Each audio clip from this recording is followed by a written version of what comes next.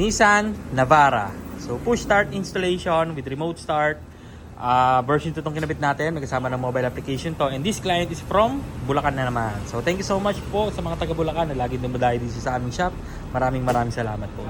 So remote start na natin yung kotse. Press 3 times lang sa lock button. 1, 2, 3, start na yan. Okay, so nagpakabit din sir ng chain, alloy case, and then may kasama ng mobile application to ang ating system. So ang kagandahan ng may mobile application, magagamit nyo siya if ever mawala tong keyfobs nyo, malobat during the travel, masira.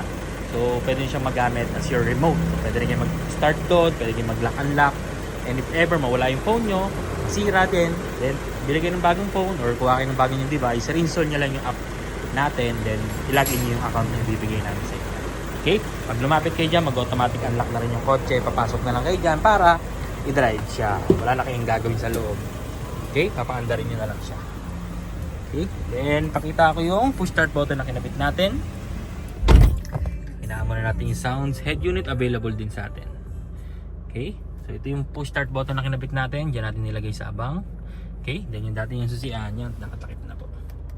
Yan. So reversible po kasi yung process of installation, meaning anytime you want, kahit after the installation, pwede siyang ibalik sa dati. And then we will teach you how dito sa shop natin kung paano, para may knowledge din kayo and alam nyo. And may idea din kayo kung paano siya ibalik sa dati. So if ever magsawa kayo, na I doubt po na magsasawa kayo. Alright? So yun, matic transmission ito. Park lagi, tsaka handbrake. Kasi pag naka-drive or naka-reverse, hindi nyo siya mapapa-start. Okay? Then kapag tumapa ka ng brake, kahit hindi ka pa maalis, auto-lock lahat ng doors. And then even naka-andar, pwede ka mag-unlock. Pwede ka mag-lock sa key fob. Okay? So kagandahan yan. If ever may bibiling ka lang saglit sa mga 7-Eleven, or may kakausapin ka saglit sa labas, or may kukunin, may pipick upin ka saglit, kahit iwan mo na naka-under yung kotse mo, ilak mo lang sa labas, pwede. Kasi sa ibang sasakyan, hindi nyo pwedeng gawin yun. Kailangan nyo pang i-unlock yung kotse, kailangan nyo pang kailangan nakapatay yung makina para mailaki siya sa labas. Okay?